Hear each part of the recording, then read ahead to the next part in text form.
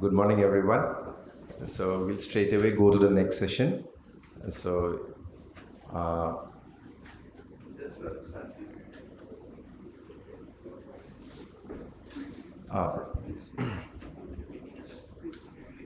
please come.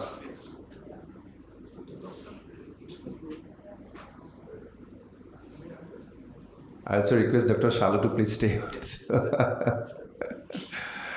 So I'd like to call first Dr. Jayashree Barua, who will be speaking on the relevant anatomy. Dr. Jayashree Barua is a very fantastic anterior segment surgeon, and she's the director of Vision Plus Hospital at Jorhat. Jayashree, please. So very good morning, one and all. So I'll be speaking on just the basics before we actually proceed to the DCR surgery, because what we actually fear before going to a DCR surgery is the blood that is associated with DCR. It's time consuming as compared to our cataract surgeries. So this is when we need to learn our anatomy. So I'll be speaking on the relevant anatomy of the lacrimal system, doubts clear. Because it's an anatomy that is not required just for a surgical procedure, but we also need it when we are introducing our nasal pack and also when we are giving the blocks. So this is a structure that we are all aware of. Do I have a point? So it begins with at the punctum, then we have the canaliculus, we have the sac out here draining into the inferior meatus of the dome.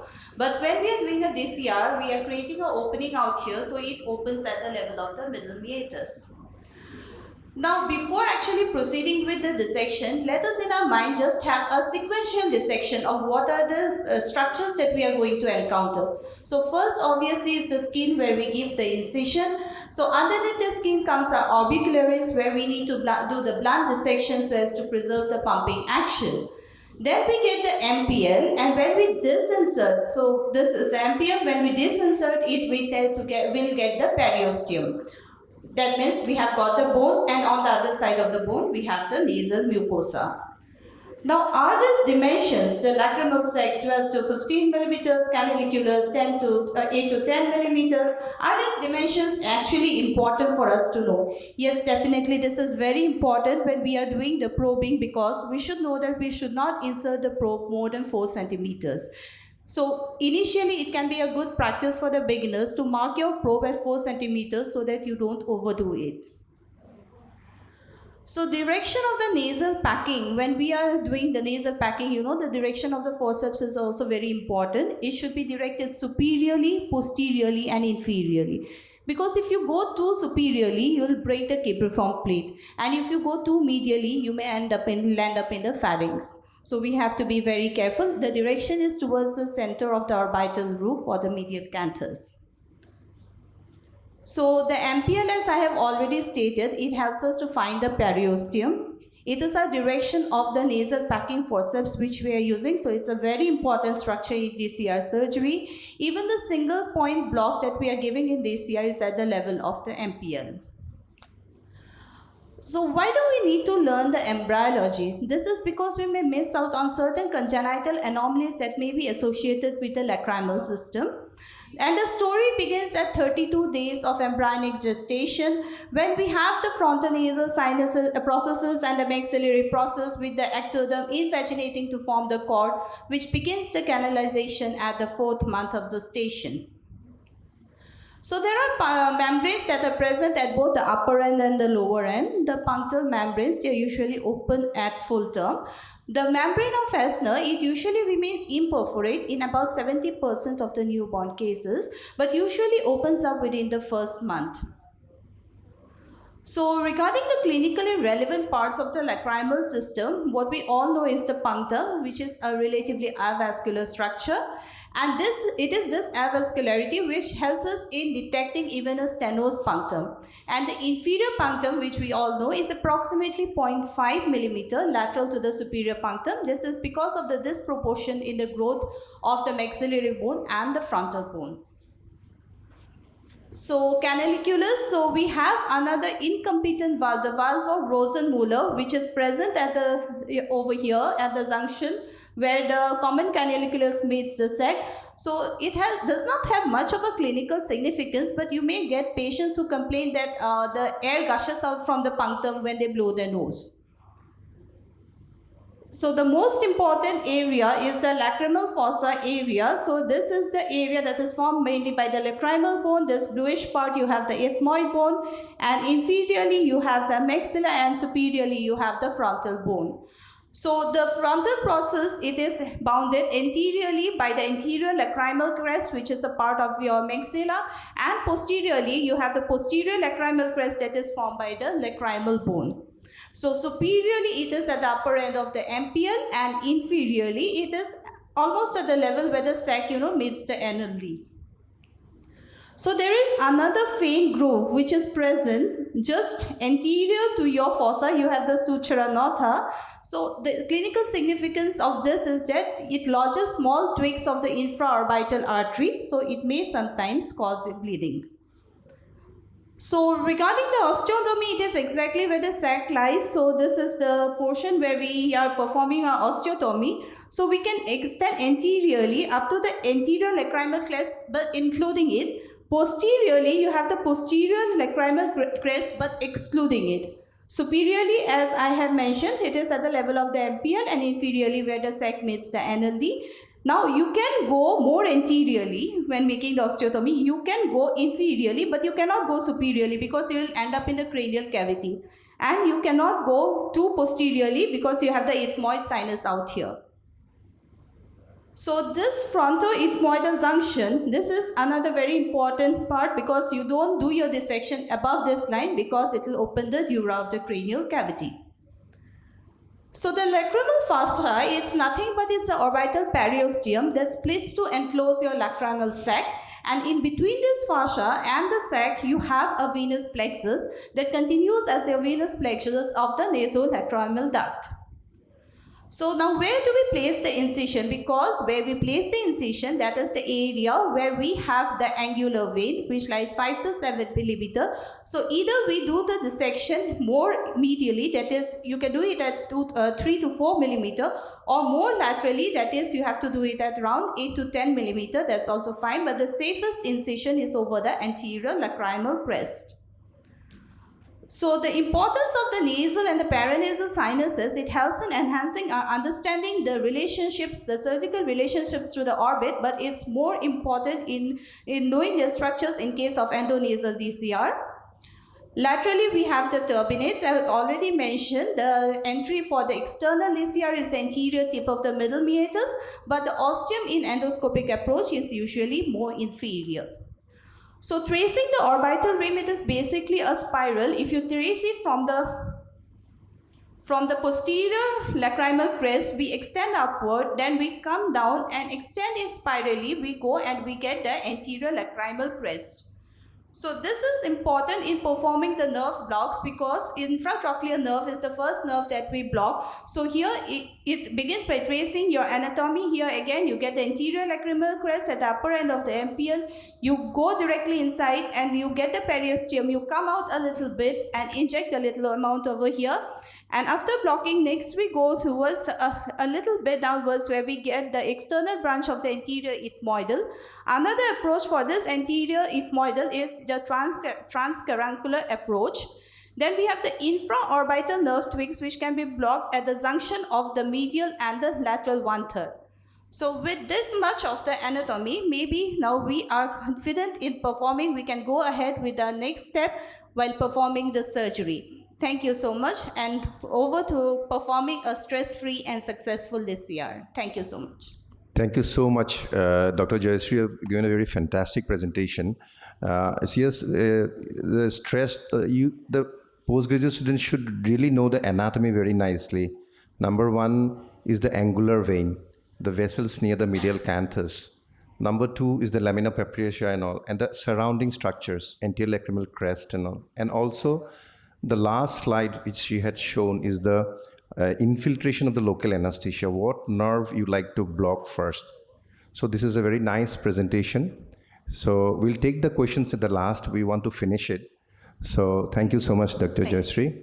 So I'd like to call Dr. Rituja because she wants to give it second. She has 2 flight to catch. So it's a failed and scarred DCR, and she's the oculoplastic consultant in Vision Eye Hospital at Delhi. She's a prolific oculoplastic surgeon.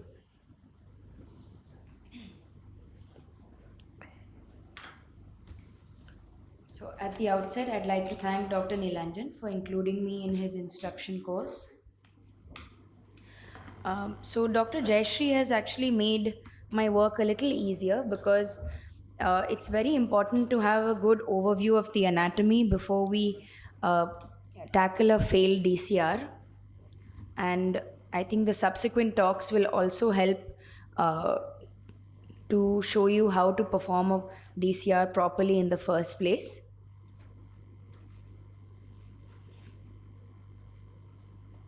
So a failed and scarred DCR, how do you get motivated again? So first of all, why does it happen? How do you treat it and how do you prevent it? We all know that for a primary DCR, you have almost 98 to 99% success rates. But preventing the failure of a DCR, you need to have an appropriate selection of cases, you need to have a meticulous surgical technique, and the management is mainly based on the level of obstruction. So a failed DCR, it fails at the level of the sac or the anastomosis, the common canaliculus, or it can be a canalicular obstruction. Now, why does the obstruction happen?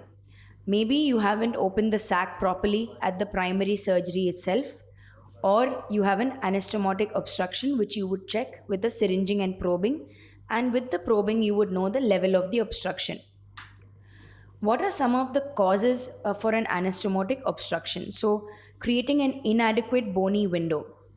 Now, an adequate bony window is at least 1 into 1 centimeter opening. Inappropriately placed opening, so using the medial palpebral ligament as a landmark is a very important usage of the anatomical landmarks to create a bony opening which is not too low or too high. So making it too low would really not help. It could cause failure. So making it at an appropriate height is important. The bony regrowth, this is something which is not really in your hands. So if the callus formation doesn't happen in the correct way, or if it is overzealous callus formation, this could also cause an obstruction. Proper suturing, that is involving the orbicularis in the last step or hitching the flaps upwards, is also important in keeping the anastomosis open. Overusing the cautery. So sometimes you do need to use the cautery in the initial stages if you are having bleeding, but using too much of cautery can result in fibrosis. Fat prolapse, if you take away a part of the wall, can also obstruct your anastomosis. Another issue is the use of non-absorbable sutures. So this can also cause some amount of inflammation, and if you've not diagnosed a fistula, but that is rare. So canalicular obstruction, it could be pre-existent if you've not selected the case properly, or you could have iatrogenically caused it as well. So it's best to use bulbous tips with the probing when you're diagnosing. Based on the level of obstruction, if it's a sac related thing, you would do a DCR, preferably with intubation. If it's a common canalicular block, you can do a trephination, or as Dr. Grover showed in the previous instruction course, or do a conjunctivo DCR in a canalicular block. Of course, you can manage this with botulinum toxin. I'll mention this. The operative difficulties that you may undergo, you may see in a resurgery is that less effective infiltration of the anesthesia. So if there's already fibrosis there, the anesthesia may not really cover well. You may have some alteration in the landmarks because you may have lost some amount of the bone already, although this bone regrows relatively completely, and you can have excessive bleeding. So it's important to give a good block. If you are having trouble finding out where the level of block is, you can use a CT dacryocystogram, which is useful especially in a case of failed DCR. With respect to the surgical technique, as I mentioned, the MPL is an important landmark. It's important that your assistant holds the cat's paw a little closer to the MPL so that you don't make it too low, and then it's much easier to expose the mucosa. I won't be actually saying that the medial palpebral ligament should be lifted or removed, because I don't do that, but a lot of people find that it's easier to get the fundus of the sac when you do a medial palpebral ligament removal. Once you get the flap, you can go ahead and put the intubation. It's important that you do a bicanalicular intubation, although a monocanalicular would be used in suitable conditions. But a bicanalicular makes sure that that area is opened throughout for 6 weeks before the healing takes place around that area. The other thing I would like to mention is that if you have a failed DCR and you don't know the cause, it's important to do a nasal endoscopy. If you can't do it at your place, get it done from an ENT surgeon. A conjunctival DCR, as again Dr. Grover mentioned earlier, basically you use a Jones tube for this, and this is probably one of the things which is useful if the patient is really symptomatic and they don't want to get botulinum toxin injections. So there are fairly good success rates even for a failed DCR, but what's important is that you pick the case properly. So if you anyway have to operate, be aware of what you're getting into. So it's important to counsel the patient well about what they can expect going forward. So don't operate cases which have acute dacryocystitis for a DCR, and don't be the cause for the failed DCR. When you're doing the case again, have a meticulous surgical technique, have adequate visualization throughout the procedure. It helps to use a headlight and loop to have a good visualization. You can also use an operating microscope. Having sedation really helps, because your even general anesthesia, however, that would be an overkill, but having sedation helps because your anesthetist can control the blood pressure of the patient. So this would reduce the amount of bleeding in the field and help you get a good visualization. But the most important point would be the nasal packing. So ideally in your pack, if you have adrenaline 1 in 30,000 to 1 in 80,000, if you have your lignocaine, and along with that preferably your oxymetazoline nasal drops should be mixed in that really helps to get a good hemostasis during surgery. Along with this, making sure that the pack reaches the right place. So if the pack is not in the middle meatus, you will not get a good hemostasis. Now other than this, you should rule out your bleeding diathesis. So doing a BT, CT, PT, INR is very important before surgery, especially in a repeat DCR, and of course excluding nasal pathologies. Making sure the head end is elevated is another way of reducing bleeding. And of course, using packs at the end of surgery is also important. Now, mitomycin C is probably your best friend, whether it is whether it is in a first DCR or in a revision DCR. So make sure you never leave out this step, wherein you use either at least 0.04% of mitomycin C. Either you can use packs or inject it directly into the flaps. In the second DCR, it's preferable if you inject the mitomycin C directly into the flaps, as advocated by Dr. Javed. A large osteotomy is important, and of course nice flaps that you can fashion again. In case you're not getting a good enough flap from the side of the lacrimal sac, because that may be stenosed or atrophic, you can take a nice large nasal sac to compensate for that and suture it towards the remnants of the lacrimal sac. Now, why intubation? It maintains the patency. It is chemically inert, the silastic one. It avoids irritation. And the indications include, other than for a repeat DCR, is if they've had a previous acute dacryocystitis, or if you've diagnosed sac adhesions, if you've done a endoscopy, and a stenosis of the common canaliculus. Post-operatively, you keep the tube at least for 6 weeks. Some people prefer to keep it even up to 2 to 3 months. Removing it early doesn't really help, although there are studies going on where people have removed it at 2 weeks and still got a good result. The tears basically drain into the sac or into the ostium with the help of the capillarity. Some of the issues which you can have is, of course, prolapse of the tube. If you leave it in too long, that is more than 3 to 6 months, then you can have cheese wiring of that area, wherein when you remove the tube, the punctum is too long. So this is not helpful if you leave it for too long. In a partial obstruction of the common canaliculus, you can do a balloon dacryoplasty and get away with it and do a intubation along with that. In a complete obstruction, of course, as I mentioned, botulinum toxin. And if you have a distal block, a Sisler trephination with mini Monica is helpful. So most importantly, a complete evaluation along with a nasal evaluation, selection of the right procedure, a good surgical technique, and a stenting will improve your outcomes in a failed DCR. Thank you. Thank you so much, Dr. Rituja.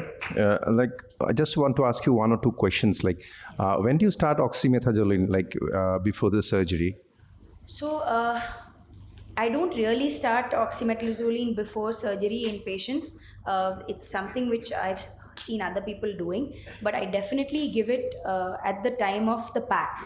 And it's important that when you pack the patient, you don't immediately pack on table or go ahead and operate them immediately. Give at least a good 15-20 minutes. So if you pack them, let's say in the waiting area where there's a bed, and then shift them about 20 minutes later, that would give a very good hemostasis and blanching of the nasal mucosa. And oxymetazoline is something which I found really helps in that scenario. Okay, and regarding mitomycin C, do you use it in all routine cases? Like irrespective of repeat DCR or yes. normal DCR? It's basically based on the evidence-based that it always helps to use mitomycin C because that area is prone to fibrosis, and it's the only way to sort of keep things patent. So mitomycin C is used in all cases by us. Now, where you apply it, Sir Grover, sir, where you apply it over the ostium or you inject it in the flap?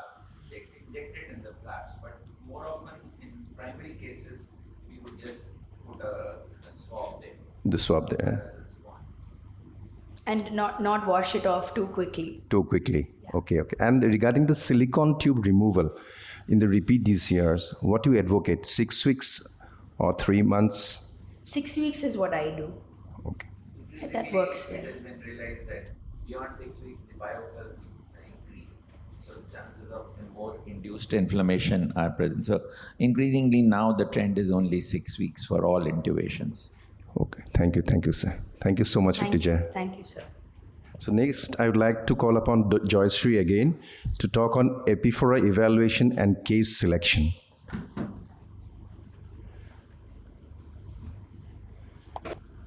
Good morning, everyone. I'll start my talk here on external DCR tips and tricks. So first of all, are we losing the DCR to the ENT surgeons? So that is a big question. So why I would like to do an external DCR? Because the success rate is 95 to 98%, and you can do it very good. You can do it big, you can visualize it nicely, and you can operate under local anesthesia. Now, the case selection is very important. You have to rule out these cases. I usually do under local anesthesia, and you can go for sedation and nasal decongestant. As my previous speaker, Dr. Rituja, said that you can give along with the nasal pack for 15 minutes. But I give it 1 week prior to the surgery. Now, what are the goals of the surgery? Number one is to make a large bony ostium to the nasal cavity. And number two is to have a mucosal line anastomosis. Now, this is very important. So you have to, as my last IC we saw Dr. Joyanta Kumar Das telling that blood pressure measurement is very important. You should check yourself, bleeding time, clotting time, you can also check, and the virology. So this is very important now it is. Now these are some of the tips for hemostasis, a good preoperative assessment, the blood pressure measurement, that you can use adrenaline during surgery provided there is no contraindications. You have to know the blood vessels, as Dr. Jayashree said that the angular veins. So this anatomy is very, very important. You should know it. Where are the vessels? So it's a clip of the video. Mainly, we infiltrate the infratrochlear nerve, which supply the lacrimal apparatus. Marking is done 3 millimeter away from the medial canthus. Along the anterior lacrimal crest, it is 10 to 12 millimeter in size, curvilinear. Don't go much above the medial canthus. So dissection, incision is given with the Bart Parker knife, then do the blunt dissection. I try to preserve the medial palpebral ligament, but if many of them cuts the MPL to get the fundus of the sac. Now expose the periosteum. Now once you expose the periosteum, you try to reflect the periosteum along with the sac medially. Don't try to separate the sac from the periosteum.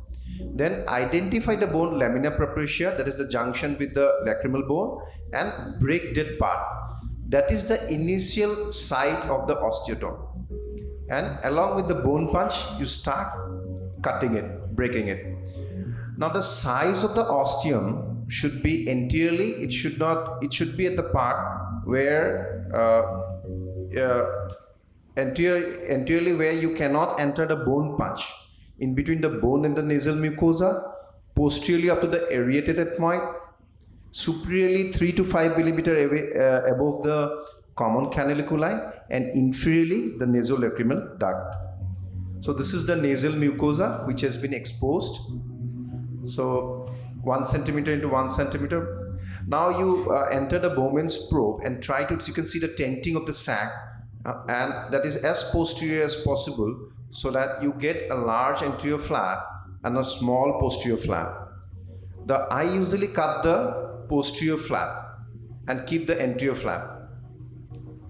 So that is now we are cutting the nasal mucosa along the bony osteum, so that we keep the anterior part intact. That will act like a hinge. So this is the nasal mucosa, and that is the lacrimal sac fluid. Now you do end-to-end anastomosis. Now if your flaps are bigger, then try to trim it. And if you want to do overriding, then the nasal mucosal flap should be over the lacrimal sac flap. And if after anastomosis it is sagging down, then you can suture it to the above orbicularis oculi muscles. Then after that,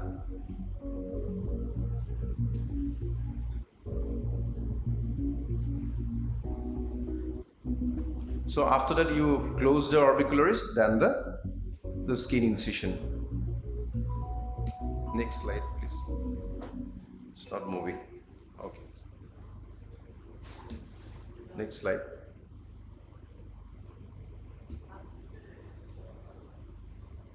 So immediately you keep the pack there, but don't give it too deep because you can injure the flaps.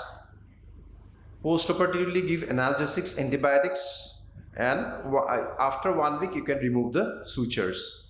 So these are some of the complications. So next I will go to another talk, that is the DCR with tubes.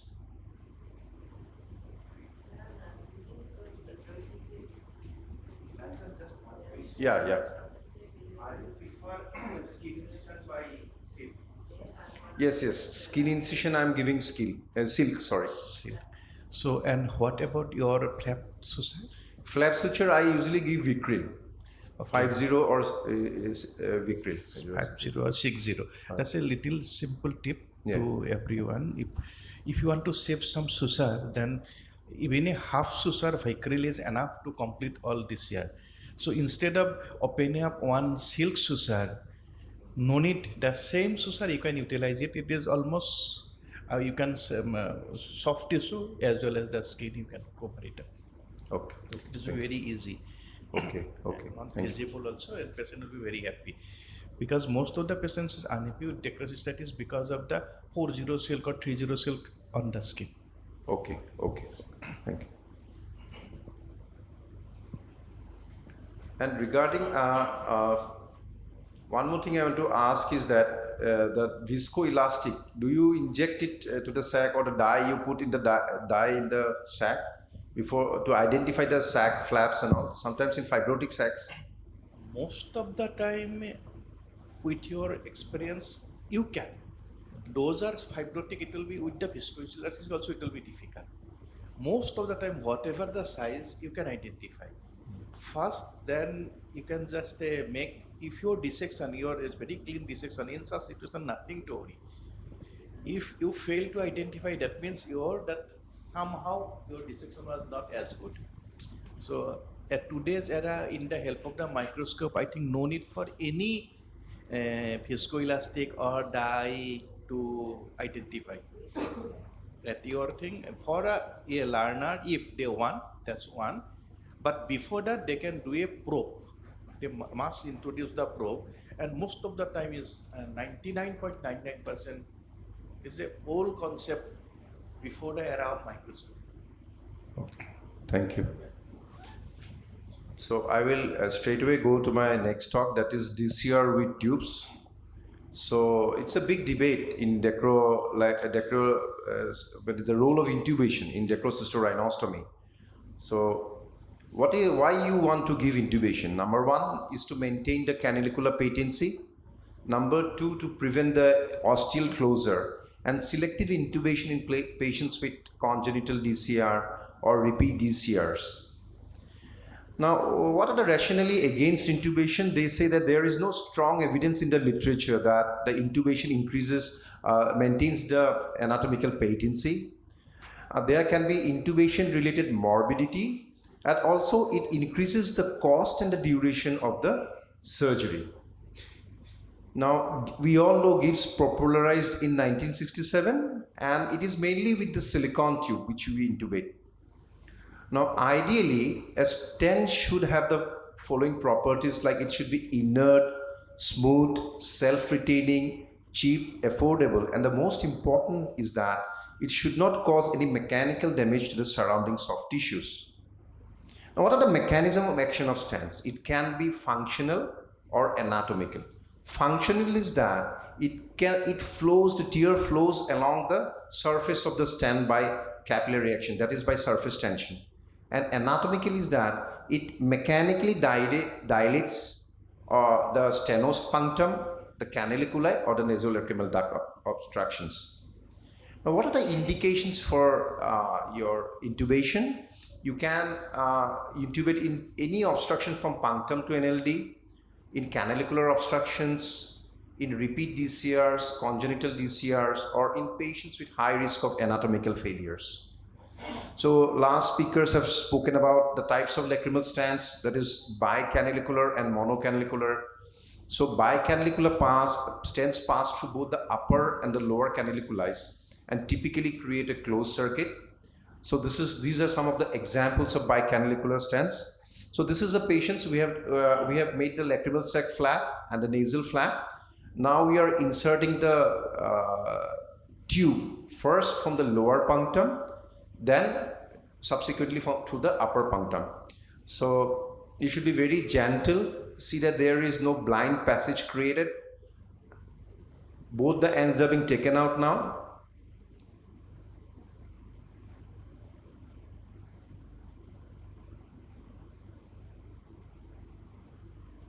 Now once the ends are taken out, then it's redirected towards the nasal cavity and it is taken out to the nose. Now it is secured in the nasal cavity by giving multiple sutures, knots in the silicone tube. And after that you see this tube, then you go on with your normal surgery. You suture the lacrimal sac flap and the nasal mucosal flap. So monocanaliculator stents, they do not provide a closed loop systems. They only intubate the upper and the lower canaliculus. So this is one of the example the speakers have shown about mini monoca. So this is a patient where we have put mini monoca in the lower lid laceration.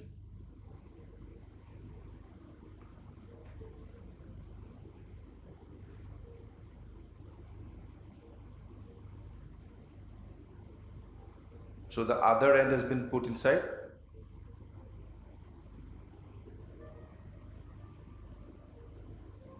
Once you feel, and here we say that don't use forceps to hold the tissues around the that punctal area, and you should be gentle enough and try to restore the anatomically.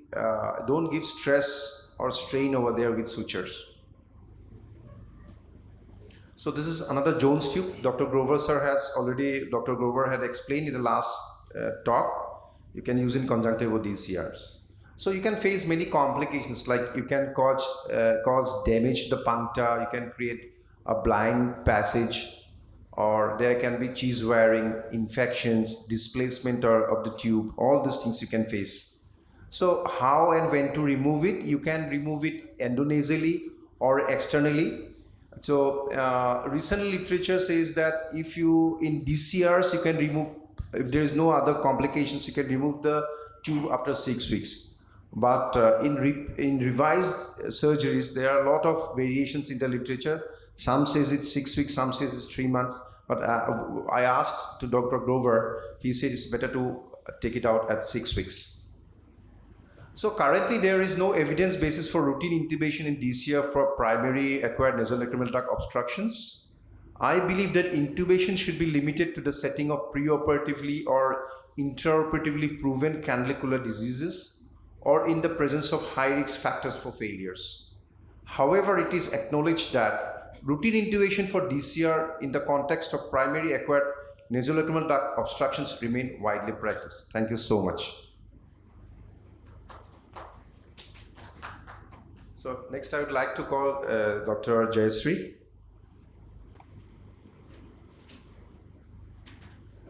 So good morning once again. So I'll be making this presentation on behalf of Dr. Shibashish Dev. So this is going to be an extempo presentation for me also. So I hope you excuse me for this.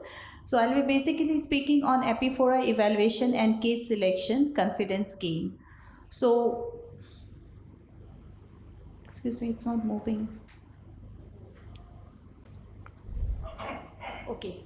So epiphora, as we are all aware, is the excessive watering of the eyes that is caused either by your increased secretion or there is the poor drainage. So basically there is an imbalance that is being caused between the production and the drainage, and this leads to increased watering from the eyes. So when the production is more, it is the secretory component that is the secretory epiphora, and when it is due to the obstruction in the drainage, you have your excretory epiphora. So we have a long list of causes of epiphora, and most important are the punctal causes, which is responsible for almost 35% of the cases, where you have the punctal stenosis and you have the punctal ectropion, and then you tend to have the canalicular stenosis and other causes in the canaliculus, and the entire anatomy which we are discussing about, there can be obstruction at any of these levels. So this also includes the pseudoepiphora, which we get in dry eye syndrome, and the ocular inflammations, and some nasal and sinus diseases like polyps and nasal tumors may also be associated with the same, including the aberrant nerve regeneration. So how do we get started with how do we deal with these patients first? So first and the most important thing is definitely your history taking. We have to know about, as with any disease process, we have to know that who, what, and where is responsible for your problem. So the very mild tearing is likely to be a complete NLDO, whereas the constant tearing down the face probably is. So asthenopia has to be ruled out. Sometimes the patients tend to come and complain to you that they have watering, but always it's not due to obstruction. So you have to rule out this. Swelling or pain in the eyelid or the medial canthus, however, points to an NLDO or the cryocystitis. And you also have to ask for history of any sinus diseases or any injury. So the next is a guided examination, and so after history taking we have to go about with a thorough examination that starts from your slit lamp examination itself, and before actually reaching to the lacrimal area you have to also look out in the periorbital region, in the periocular region. That is an important aspect. You have to look for the condition of the skin of the eyelid position, the blink rate. You have to look for the facial and periorbital asymmetry if there is any, and any inflammation or discharge or fistulas should also be looked for. So the lower eyelids, you have to examine it thoroughly. In most of the cases, you'll find the people, they have the aged people, they have the lid laxity. There may be the punctal position with the globe and the medial canthus fullness. And we are all aware of the Ropless test. So these are the examinations that we need to perform. And also evaluating the tear meniscus, and the decreased tear leg points to dry eye, whereas increased tear leg is probably due to your outflow problem. The next comes the test. We basically have the two sets of tests, the secretory test and the excretory test. In the secretory test, we have the examination of the tear film on the cornea and the tear film breakup time and the Schimmer's test. And in the excretory test, we have the fluorescent dye disappearance test, the Jonas test 1 or 2, the probing endoscopy, and including the higher ends like the dacryocystography, dacryoscintigraphy, CT, MRI, and so forth.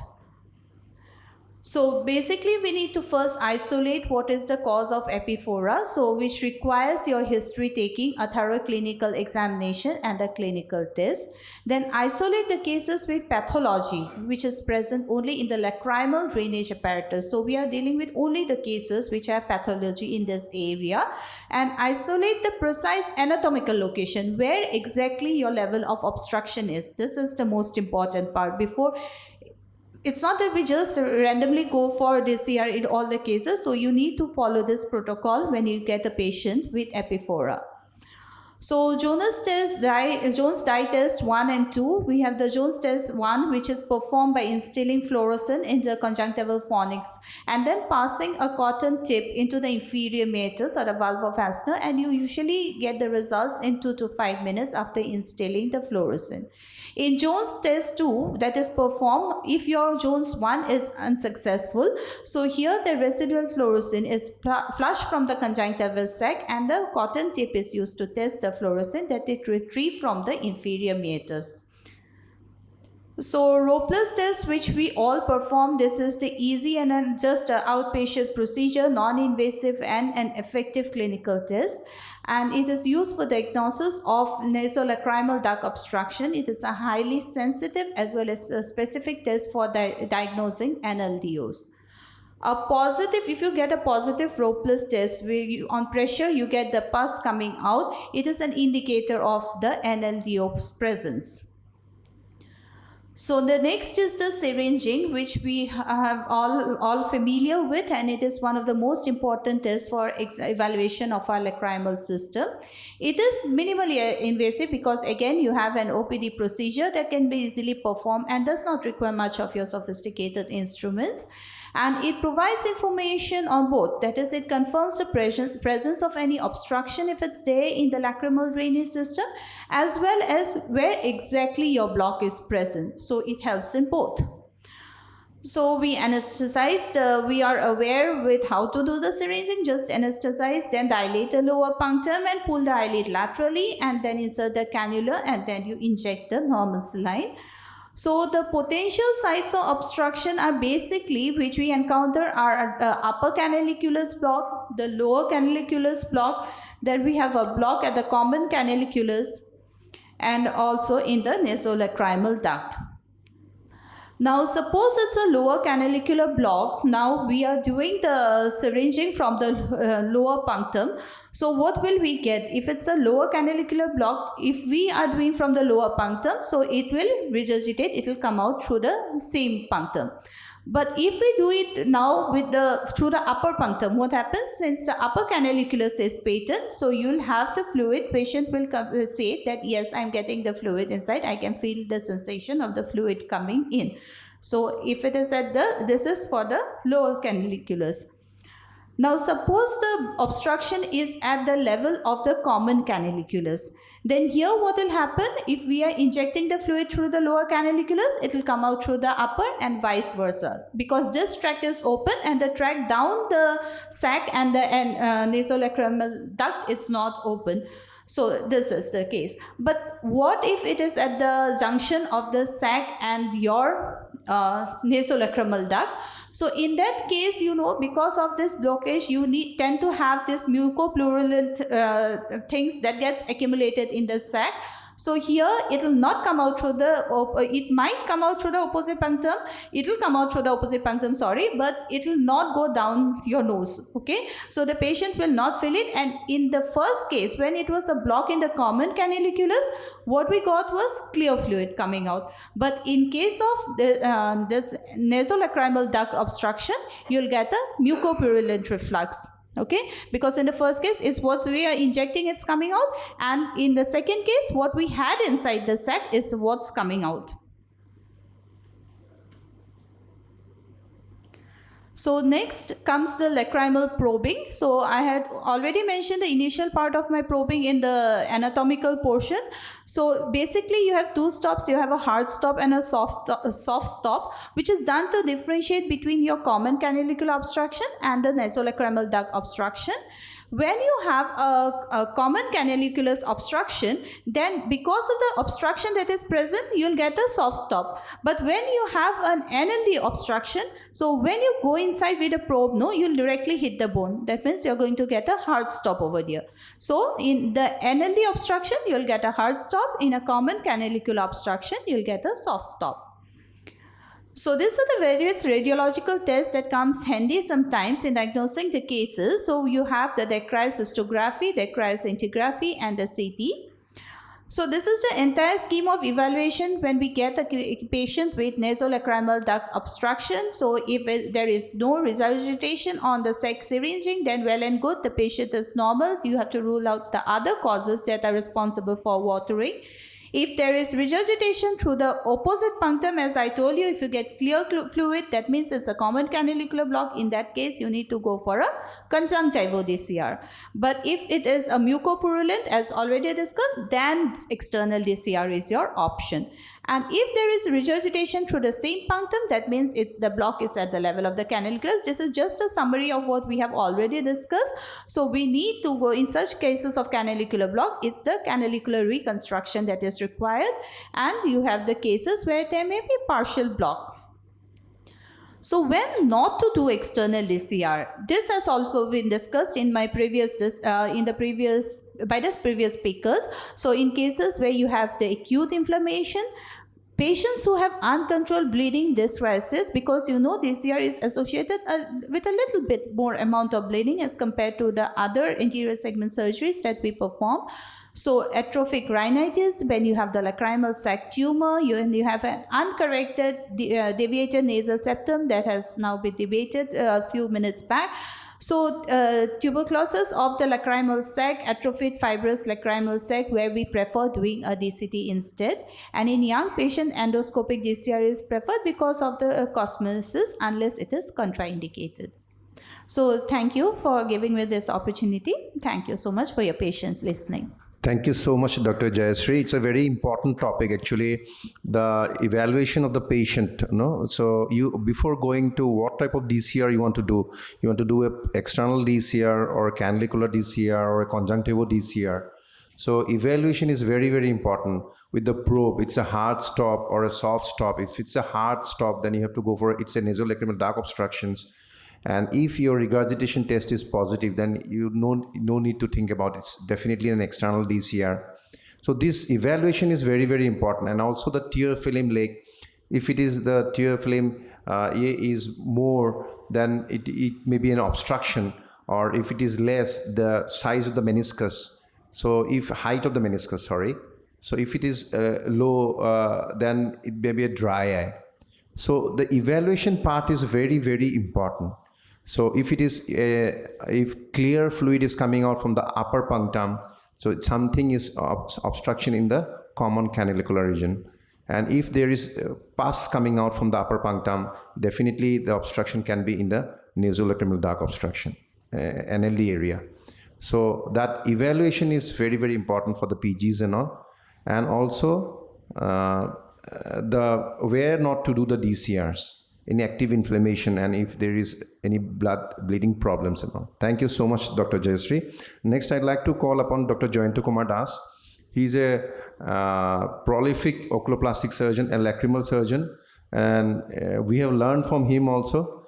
So many things we have learned from him, and he was an ex-Sankardeva Netralaya consultant, and now he is into his own practice. Thank you so much. Come, please. Laser DCR shall I start? So that's a earlier few years back it was little popular. So regarding DCR, and Appa company, Appa Sami introduced one machine and we use it. Not there is a two one unit is endoscopy unit and another is a monitor with a laser. Endoscopy unit is attached to the laser. So, but the doctor, he put his that one is a laser DCR shall I start? So if you are a my take home message, if you are a only you think for I will start by laser, there is answer is no. The reason are there, but if you want to add as a added, as a like an ornament, definitely can. Here, Dr. Brovarsal also mentioned earlier, the biggest disadvantage also is not possible for us to make a bigger one. But there may be improvement of this system, laser delivery system, if we do a mini invasive surgery like a, if we introduce through a endoscope through the punctum, there is a endoscope is available, mini endoscope, which you can introduce to the punctum, and you can go, you can analyze at this research purpose only at present in the world. So you can go up to NLDO. You can enter in the LLO, you can see the flow pattern, you can see the mucosa, everything you can analyze. But biggest disadvantage of the company is that it's not possible for us to deliver a small pore. We need a NDR laser, or is not possible to deliver in a small pore. That's the research is going on.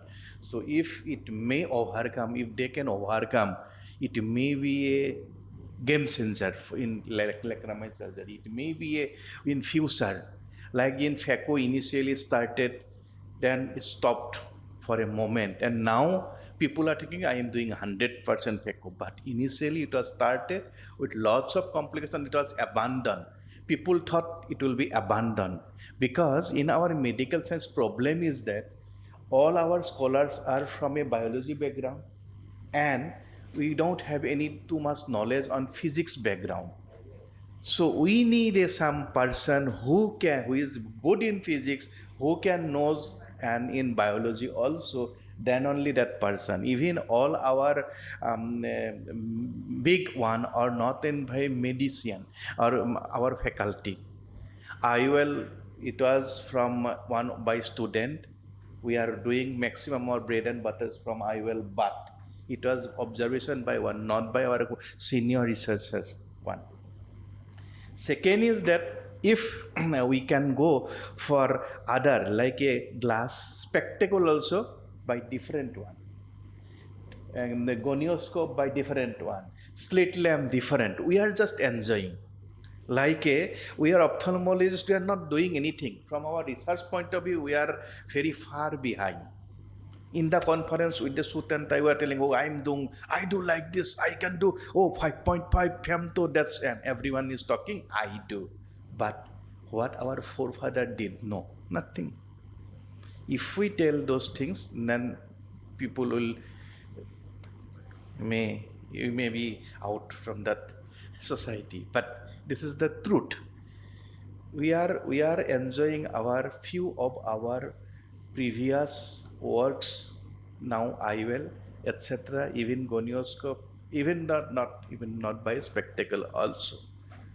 Very less contribution to our society. That is a very, but in other stream there is a lots of, that's why we are in stuck right now. That's another process here. If some of our colleague help, if they can be able to deliver, now there is a not impossible, but now surgeons are doing surgery in the home. They are doing surgery through the route, and then they can enter in the through the placenta enters and the perform the surgery. That's the procedure now, but it's not possible. Hopefully we can prepare. So now at present is biggest advantage osteotomy size and that energy delivery system. It's very crude. This is the one that this is the laser 5 is this is the endoscope. There are two sets and all others very minimally instrument is required and is cutter. That also need a very good moment you can cut that one. And that I lost some videos, that's why it's not possible for me how to cut what I am telling. Advantage of our external and endo laser research is very minimally invasive. It's like a kind of probing. You can give a block. You can with the hold. You need a one good assistant or your surgeon who can hold in the nose, and then you can just fire at the perfect area. Few of my patients, those are in suffering from long-standing some blood disorders, bleeding disorders, etc. In such cases, before going for cataract, this is the indication. It was indication on mine. So now that machine is not at all available in a running condition. So shorter procedure time, shorter post and recovery time. So you can perforate and the syringing is pattern. So if it is work for 6 months also, in the meantime you can perform the surgery very nicely instead of DCT. Even DCT also for sometimes physician may not give the clearance. In such cases also it can be done. So those are the process, and there is in external DCR there may be a scar, there may not be a scar, but there may be a scar in some cases. In young patient, especially in recurrent infection, there may be a scar. So advantage of us less trauma possible in elderly individual, risk for bleeding is minimal. Patient coming for cataract surgery, big option. If you offer DCR surgery, so they may hesitate or they may, so I will think, okay, like that you may lose one patient.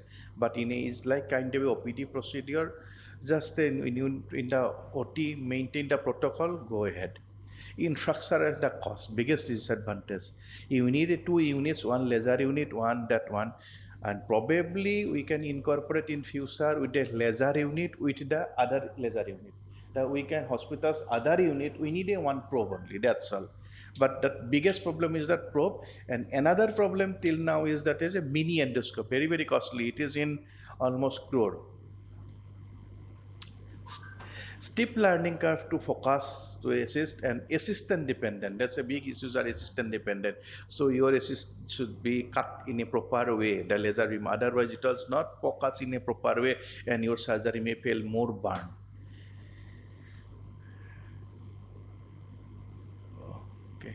Okay, this is the preparation as one unit. This is that endoscope unit. This is the laser unit, 2 unit, and the rest of the instruments are okay. No, that video is not working. Okay, so that one, that my assistants are holding. If he fail, there's a probe is there, burn is going on. So it's not possible for you to hold the endoscope and do the fire, because this is a very crucial. From the foot you can operate, so fire can be done from the foot, but that for your dominant hand you just hold the probe according your dominancy rapport. You are right-handed, with the hold it right-handed. If you are left, you can hold in the left hand, and then you can just you can see the color of the red color of the probe through the sac. First, my practice is that I evacuate the hole. If any pass is there, just I do the syringing, clear it out, and then once it's feasible, then you can fire. Once you can fire, is over. So like that, this is a probe you can see, and then you can once you see this fire, you can fire it, then you can intubate. It's over. And ideal that Dr. Nilanjan mentioned in his presentation. So as much as big. It's a question for the student. Big how much? How many millimeter? Is there any? But scientific is that it should be a MPL. As he rightly mentioned, nowadays we try to preserve the MPL so that anastomosis part below the MPL to NLD opening. Below MPL to NLD opening and anterior posterior is just 1 mm posterior to the posterior lacrimal crest to 1 mm anterior to the anterior lacrimal crest. You can go up to anterior lacrimal crest also, but you should not go more anterior lacrimal crest. There may be some deformity on the nose. So you can go up to 2 mm according to your pattern of the nose. You can assess. In all nose are not same.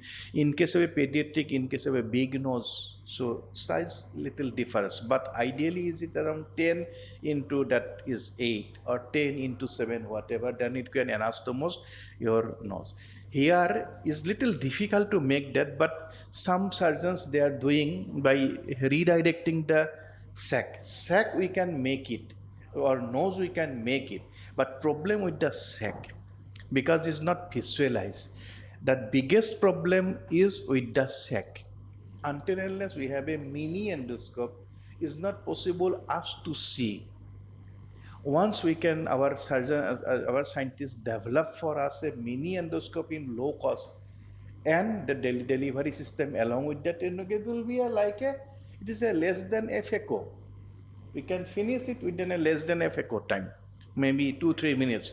Just like a probing, you can see tuck tuck tuck, you can make and this. But here we are claiming I am making 10 mm, I am making 12 mm as much as possible. Yes, you can, but you can make in the nasal side only, not in the bony areas. That's a biggest disadvantage with this system. So take home message is that to maintain technical obstacles in endo laser DCR are a delivery sufficiently powerful laser beam via relatively narrow optical fiber. So we are thinking for that. At present, the 980 nanometer diode laser are used to lacrimal endoscope system to adequately fulfill the above requirements. So our future is the 980 nanomole diode laser is our future. So if we can deliver, our scientists can provide us, then we can probably, hopefully, very nice way we can do this thing.